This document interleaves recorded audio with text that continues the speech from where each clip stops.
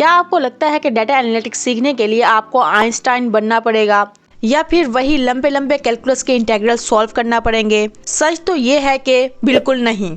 मैंने मैथ से data analytics में स्विच किया है और आज मैं आपका ये डर हमेशा के लिए ख़त्म करने वाली हूँ। चलिए देखते हैं कि असल में कितनी मैथ चाहिए। देखिए, जब हम मैथ का नाम सुनते हैं तो हमारे दिमाग में ज्योमेट्री, ट्रिग्नोमेट्री और पता नहीं क्या क्या आता है, लेकिन डाटा एनालिटिक्स में आपको ह्यूमन कैलकुलेटर बनने की ज़रूरत नहीं है। क्यों? क्योंकि हमारे पास पाइथन, सीक्वल और एक्सेल जैसे टूल्स हैं जो सारी मुश्किल कैलकुलेशन सेकंड में कर लेते हैं। आपका काम कैलकुलेशंस करना नहीं बल्कि लॉजिक समझना है। तो फिर चाहिए क्या? सिर्फ ये 3 चीज़ें। बेसिक अरिथमेटिक, वही जो हम बचपन में पढ़ते आ रहे हैं, एडिशन, सब्ट्रैक्शन, मल्टीप्लिकेशन और सबसे इंपॉर्टेंट परसेंटेज और रेशोस।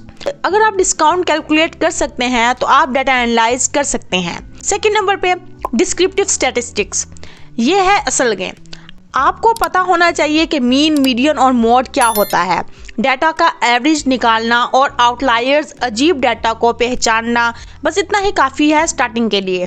थर्ड नंबर पे सबसे इंपॉर्टेंट लॉजिकल थिंकिंग। मैथ का असल मकसद फॉर्मूला रट्टा नहीं बल्कि प्रॉब्लम सॉल्व करना है। डाटा एनालिटिक्स में आपको सिर्फ ये देखना है कि अगर x हुआ तो y क्यों नहीं हुआ।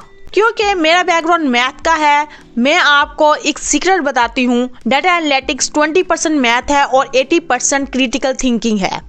आपका टूल एक्सेल या सीक्वल मैथ खुद कर लेगा, आपको बस उस टूल को सही इंस्ट्रक्शंस देना आना चाहिए।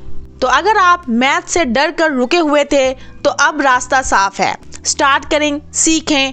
और अगर मेरी जर्नी देखनी है कि मैं कैसे सीख रही हूँ तो अभी सब्सक्राइब करें। कमेंट में बताएं आपका सबसे बड़ा डर क्या है डाटा एनालिटिक्स को लेकर। मिलते हैं अगली वीडियो में, तब तक के लिए कीप एनालाइजिंग।